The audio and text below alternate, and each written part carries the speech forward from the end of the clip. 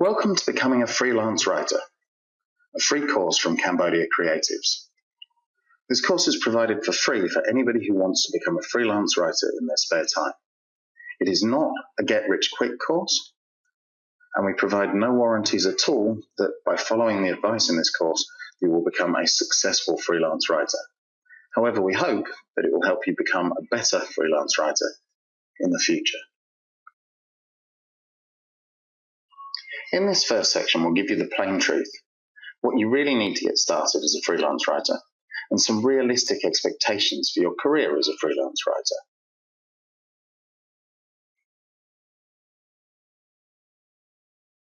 What do you really need to be a professional freelance writer?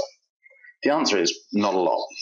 The minimum requirements are that you have access to a computer of some form, an internet connection, and a word processing package. It's nice to have Microsoft Office because a lot of clients expect output in Microsoft Office format, but it's not essential to get started. You can use OpenOffice or StarOffice just as easily. What can you expect from a freelance writing career? Well, the truth is that most new freelancers don't earn very much, $1,000 a month for the first few months. It's hard to become a freelancer. Hundreds of thousands try, and only a very few succeed. You do need a thick skin to deal with all the rejection. But good levels of earning are possible within 6 months to a year if you're disciplined enough to put in the hard yards. That means 50 to 60,000 US, not millions. It really isn't a get-rich-quick scheme. And it's definitely not a career for everyone. What you don't need to succeed is masses of previous experience.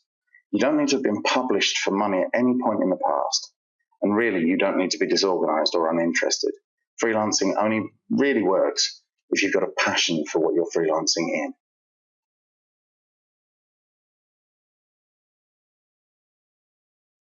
This course covers material for both beginners and experienced writers, but we're starting from scratch here, so this is where the course starts for those who have no experience in freelance writing at all.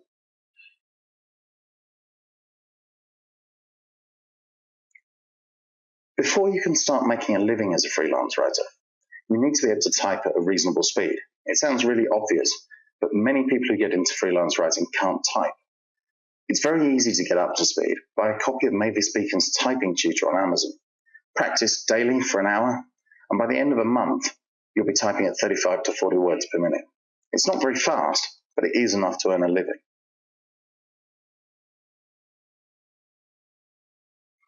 Next, you need to find out if you can actually write. It might sound stupid, but it's really, really not. If you can't spell or use grammar properly, you can't write. Word will do most of the hard work for you on the spell checking, and even some of the grammar. But you should invest in a decent grammar tutorial if you can't punctuate or tell the difference between your and your. And if you want to know how your writing stacks up, you need to publish some. There are dozens of free forums online where you can get feedback on your writing immediately. Sometimes it'll be harsh, but you can learn from it. Then you really need to work out if you actually enjoy writing. It's real work. When you write for yourself, it can be a lot of fun. When you're writing for other people, it's work. So determine whether or not you actually enjoy the process of writing before you go any further.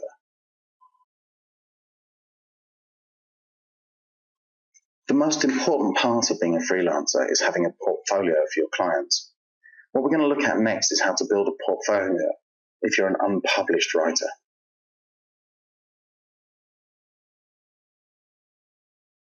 Most writers aren't published, and it means you won't have a ready portfolio of work to give to a prospective client. Sadly, from a client perspective, if you don't have a portfolio, they're not going to give you any work. That doesn't mean it's impossible to become a freelance writer. It means that you're going to have to start putting your writing skills to the test to create a portfolio, and then you can start selling your work.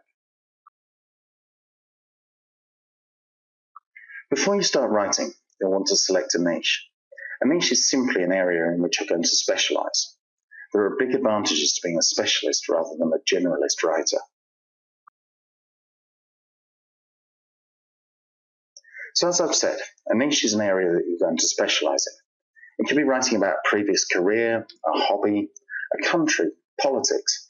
In fact, it can be about anything at all. It's very important to choose a niche. You'll get paid more for being a specialist than you will as a generalist.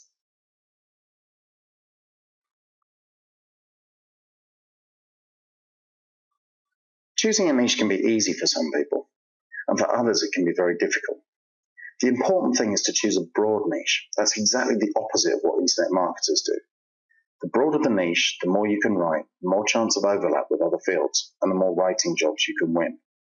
A good niche offers scope to write thousands of pieces, and a bad one offers scope to only write a few.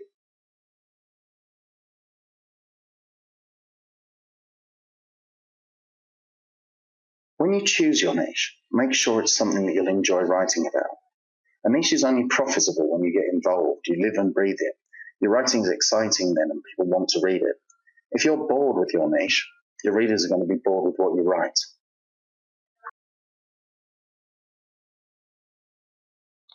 Okay, for this piece of the course, there's some very simple homework.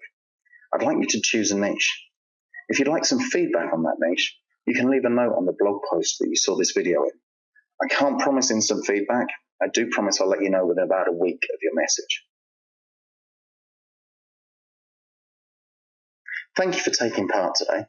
In our next lesson, we're going to look at how to make your portfolio start to come alive so that you can start looking for potential buyers.